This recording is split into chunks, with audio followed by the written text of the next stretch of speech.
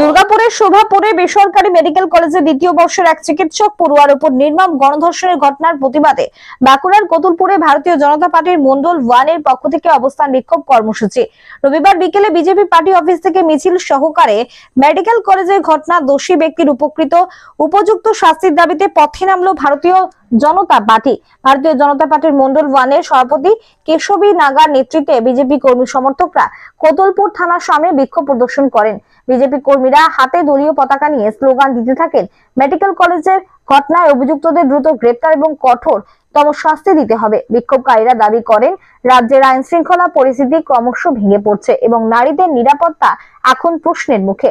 চিকিৎসকের উপর এমন নৃশংস ঘটনায় রাজনৈতিক দল থেকে সাধারণ মানুষ সকলেই চাচ্ছেন ন্যায় বিচার। কতুলপুর থেকে অভিজিৎ মুখার্জির রিপোর্ট, বাংলা এমজি নিউজ। এই বর্তমানে এই নৈরাজ্যের সরকারে মহিলারা সম্পূর্ণভাবে অসুরক্ষিত।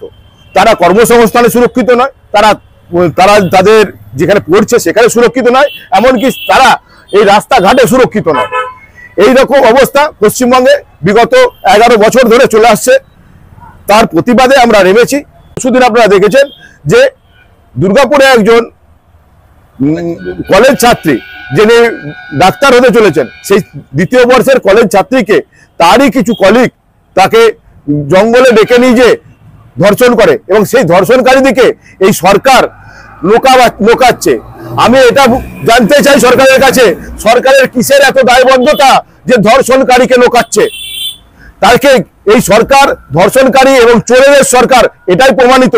তাহলে এই সরকারকে আর এই পশ্চিমবঙ্গের মানুষ চাইছে না, তাই এই সরকারকে অবিলম্বে বরখাস্ত করতে হবে। আমাদের একটাই দাবি, দফা 1, দাবি 1, মুখ্যমন্ত্রীর পদত্যাগ। এই পুলিশ প্রশাসন যিনি চালাচ্ছেন, এই পুলিশ মন্ত্রীর পদত্যাগ।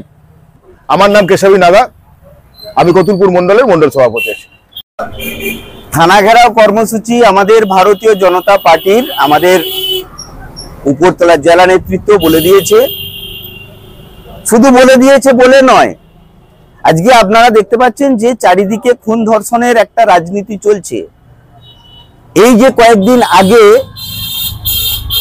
দুর্গাপুরে একটা ডাক্তারি পড়ুয়া ছাত্রীর উপর, সে বাইরে থেকে এসেছে, তার উপর বর্বর আক্রমণ হলো, তাকে ধর্ষণ করা হলো, তাকে সে হসপিটালে ভর্তি, সংজ্ঞাহীন অবস্থা।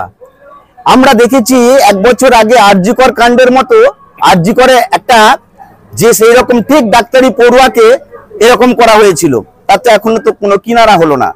আবার তার কিছুদিন পরে কসবা ল কলেজে ঘটনা ঘটেছে। আর প্রত্যেকদিন খবরের কাগজ খুললে তো খুন ধর্ষণের আকছার আছে। মাননীয় মুখ্যমন্ত্রী এর বদান্যতায়, কারণ তার পুলিশ প্রশাসন এরকম সমাজ বিরোধীদের, এরকম তৃণমূলের দালালদের, তাদেরকে কিন্তু শায়েস্তা করতে পারছে না বলেই, উপযুক্ত তাদের শাস্তি দিতে পারছে না বলেই কিন্তু এই ঘটনা উত্তরোত্তর বৃদ্ধি পাচ্ছে। আজকে মাননীয় মুখ্যমন্ত্রী যে ঘটনার কথা বলেছেন, আজকে বলেছেন যে মহিলারা রাত্রিরে কেন বেরোবে? আপনি কি রাত্রিরে বেরোন না? আপনার প্রয়োজন থাকে না? আপনি তো বলেন, আমরা তো বলি যে আমাদের রাজ্যে পুরুষ মহিলা সমান। মাননীয় মুখ্যমন্ত্রী এত নির্লজ্জ, এরকম একটা কথা বলতে পারে কি করে?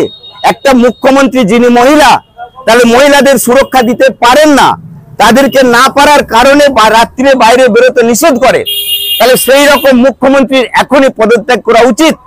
একটা মহিলা হয়ে মহিলাদের উপর অসম্মান করা, এটা মহিলাদেরকে ছোট করে দেখানো, এটা আমাদের মনে হয়েছে, সারা রাজ্যবাসীর মনে হয়েছে। সুতরাং এই মুখ্যমন্ত্রী অবিলম্বে পদত্যাগ করা উচিত। নির্লজ্জ মুখ্যমন্ত্রী এখনো পর্যন্ত পদটাকে আঁকড়ে রেখেছেন। সুতরাং জনগণ কিন্তু জেগেছে, চারিদিকে এর আন্দোলন হচ্ছে।